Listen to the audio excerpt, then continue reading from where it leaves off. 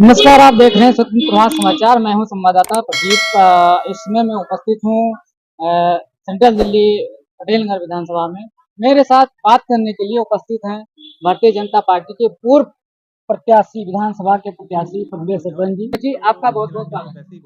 जी, बहुत बहुत धन्यवाद। और मुझे भी बड़ी खुशी हुई कि आपने अपना कीमती समय दिया और जो पटेल नगर की समस्याओं के लिए आप तो लगातार कवर करते ही रहते हैं और यही चीज होती है पत्रकारिता के अंदर। अगर हम बात करें, क्योंकि पत्रकारिता का मेन अगर समस्याओं से जुड़ी हुई चीजों को आप उजागर करने का काम करते हैं। जी, प्रज्वल जी, क्या लगता है आपको कि महाराष्ट्र में चुनाव हुए, झारखंड में चुनाव हुए, महाराष्ट्र में बेहतरीन जीत मिली भारतीय जनता पार्टी, दिल्ली को 2025 में आने वाले किस नजर से आप देखते हैं?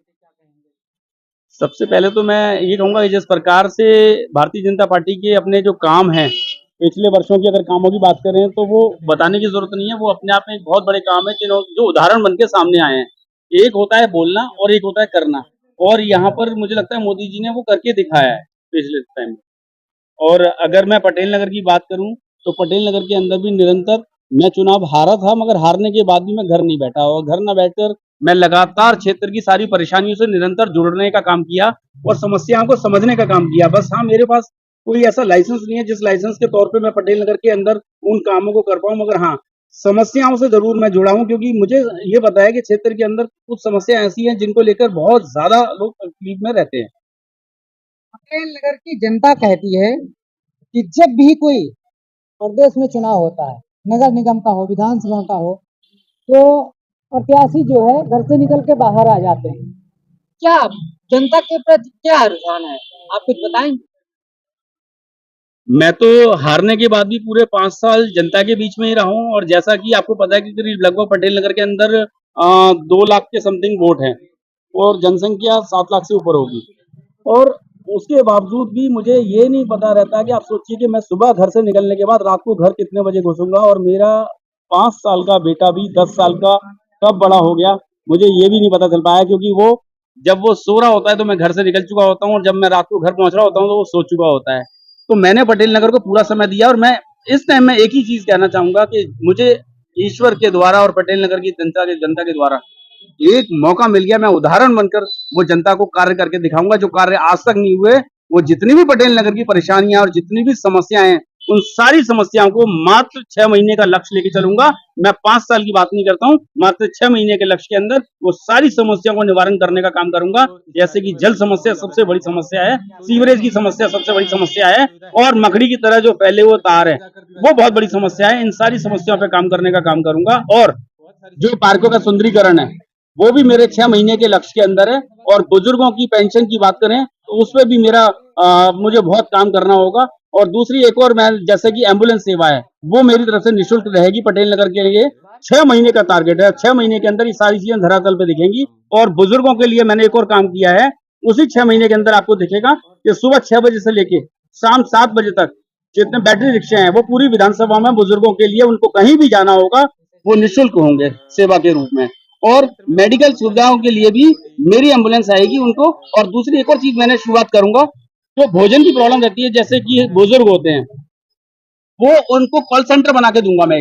उस कॉल सेंटर पे जब वो कॉल करेंगे उनके घर पर भोजन डिलीवरी कराने का भी काम मेरा होगा। इस प्रकार से मैंने 11 लक्ष्यों पे काम करना है सिर्फ 6 महीने के अंदर।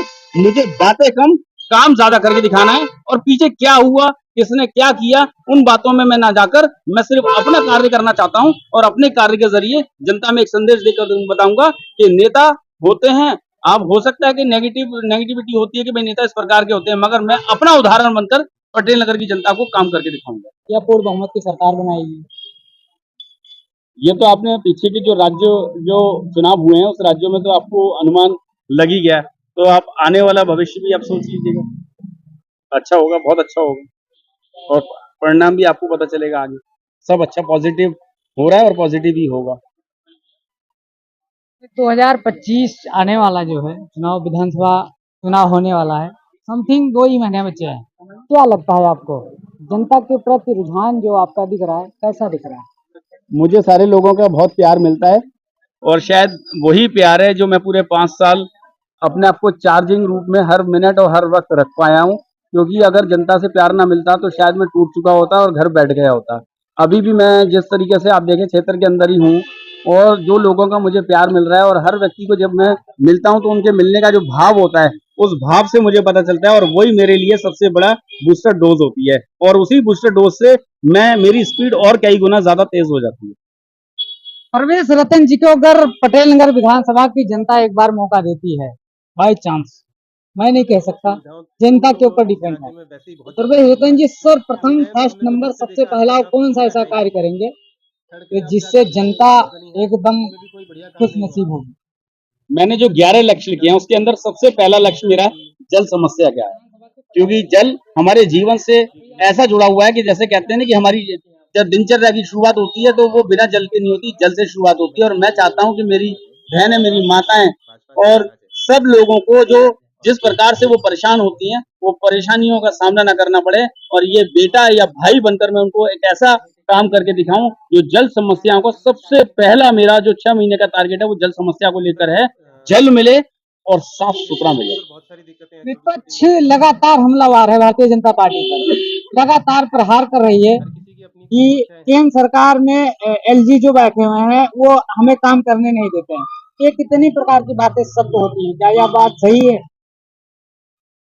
देखिए, सबका अपना कहने का काम है, मगर एलजी जी को जो अपना काम करना है वो अपना काम कर रहे हैं, और राज्य को जो काम करना अपना होता है वो अपने तरीके से अपना काम कर रहे हैं। मगर ये मुझे ऐसा लगता है कि बातों में न जाकर हर इंसान को अपना काम करना चाहिए, और काम ही एक ऐसा जरिया है जिसमें जनता को सीधा सीधा संदेश होता है। जनता को सिर्फ काम से मतलब है, और शोर शराबे से और किसी चीज से मतलब नहीं है। और मैंने आपको अपने बारे में भी यही कहा, मैं किसी भी नेता के बारे में मैं ना बुराई करना चाहता हूँ, क्योंकि मैं सिर्फ अपने बारे में बात करना चाहता हूँ और अपनी लाइन को लंबा करना चाहता हूँ कि मैं क्या कर सकता हूँ और मैं क्या करने वाला हूँ।